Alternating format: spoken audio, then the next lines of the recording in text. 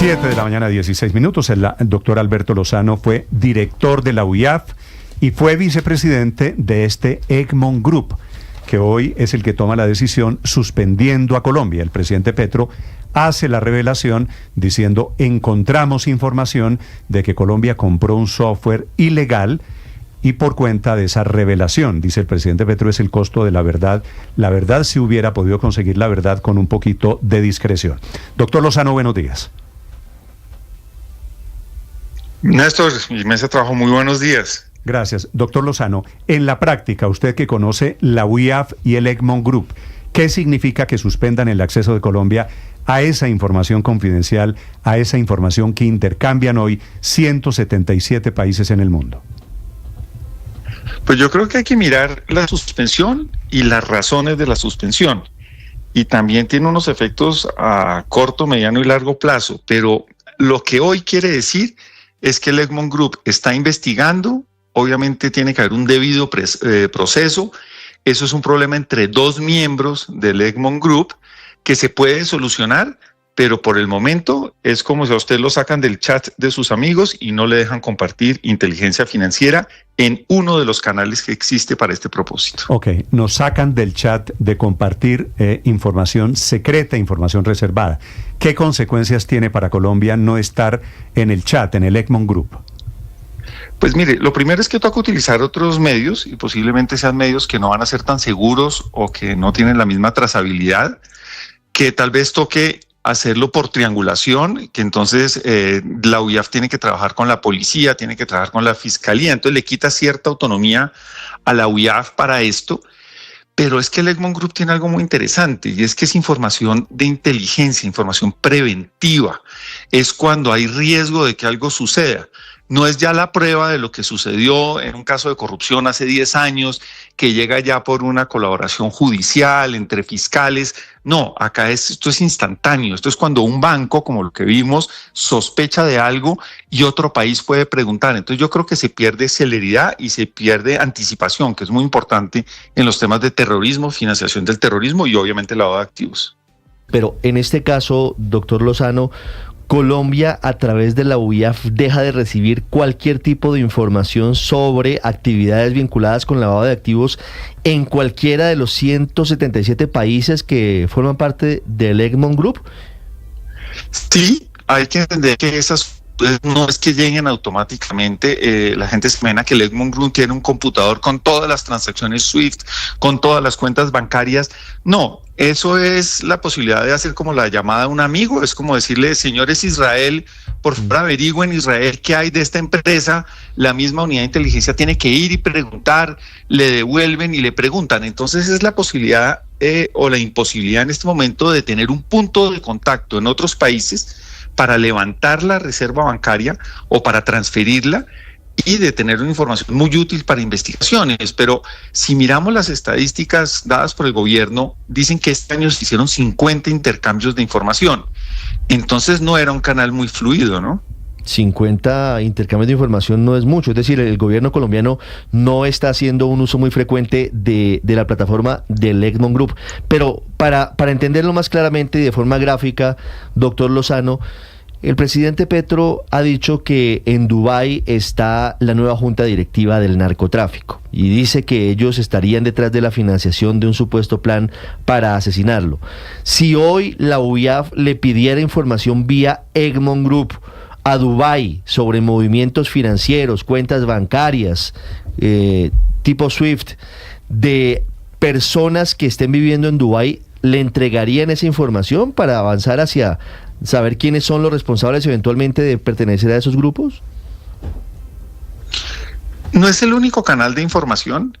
Obviamente la seguridad del presidente es un problema ya casi que entre jefes de Estado y tendría otros canales. Pero la UIAF, si quiere investigar eso, le tocaría en el canal directo y utilizar otro mecanismo de información. Entonces sí existen otros canales, sí existe buena relación entre los dos países, el caso del ejemplo que ustedes ponen de Dubái. Entonces sí podría haber intercambio de información. La ley de la UIAF lo permite de manera directa. Puede haber un convenio entre los dos países y se puede compartir esa información. Acá se pierde es el tema de en grupo, una plataforma Doctor segura Lozano, y una manera mucho más expedita de hacerlo. Si le entiendo bien, nos sacaron del chat del grupo, pero pueden quedar chats bilaterales entre dos, entre Colombia y Dubái, en el ejemplo que le pone Ricardo.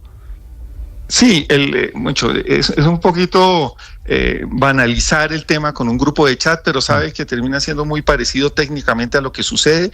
Esa plataforma, que era un tema muy moderno para su época, en los años de los 90, era un sistema que los Estados Unidos prestaba y era lo más parecido a un chat. Hoy en día es un poquito más sofisticado, pero sigue siendo un mecanismo que no tiene acceso directo a bases de datos, como ustedes vieron en la redacción de lo que leyó el presidente. Es como una carta.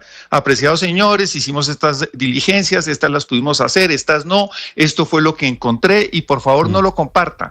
Es un mecanismo para hacer esas cartas que se pueden hacer por correos cifrados, se pueden enviar por vía diplomática. Existen otros canales para hacerlos si existe la buena voluntad de los países de cooperar. Y por eso la confianza es tan importante. Usted dice que este año, si le entiendo bien, el gobierno solamente ha elevado 50 solicitudes de información en ese grupo, en ese Egmont Group, en ese chat grupal.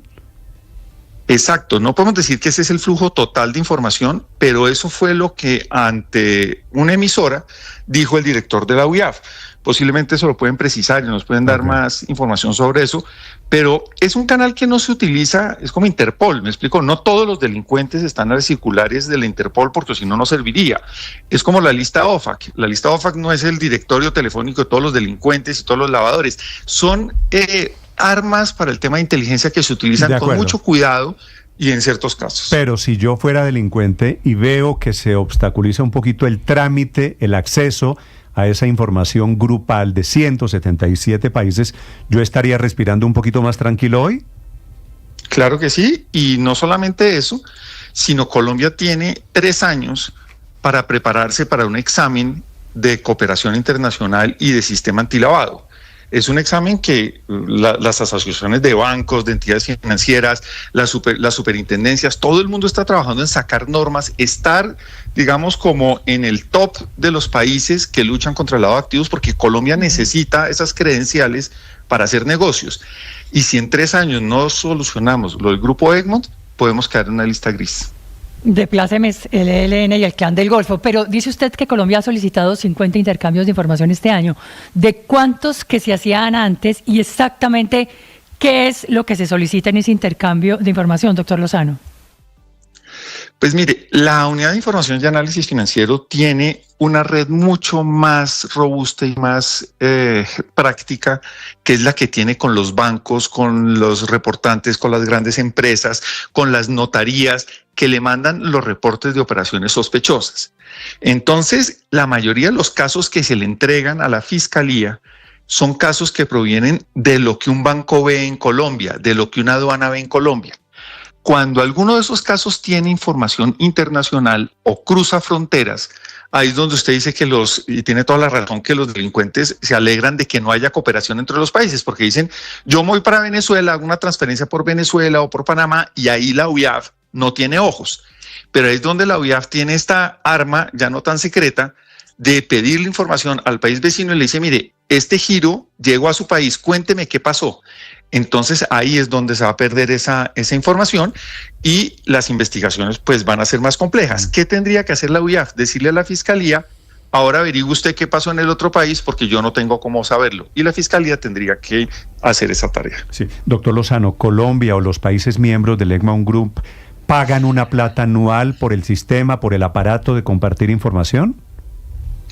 Pues mire, esa es una buena pregunta y no he encontrado, digamos, información de eso. Eran unos países muy generosos, pues interesados obviamente en la información. Entonces, Estados Unidos, por ejemplo, daba la plataforma tecnológica. Canadá dio los primeros años, yo estuve en esas negociaciones, logramos que Canadá diera la sede y pagara los sueldos de las personas de la sede durante unos años.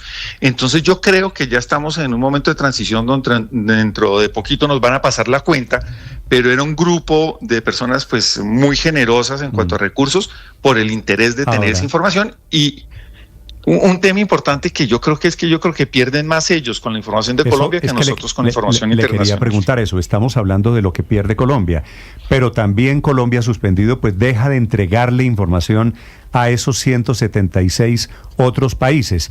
¿Quién pierde más o cuál es el riesgo de una pérdida para todos aquí, doctor Lozano? Pues eso es muy difícil de imaginarse, pero tenemos que volver a tener esos canales de información, porque es que no estamos exentos de un caso.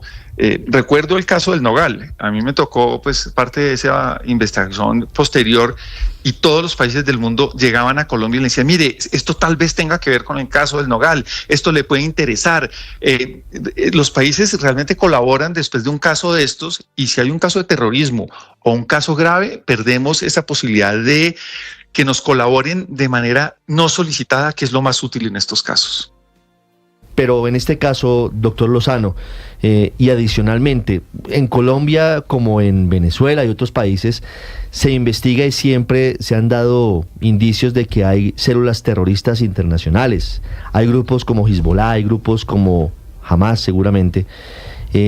¿Esta decisión impediría que, por ejemplo, las autoridades israelíes le sigan el rastro a las finanzas de Hezbollah en Colombia, o que Estados Unidos, por ejemplo, no tenga acceso a esa información y no los puedan perseguir en Colombia?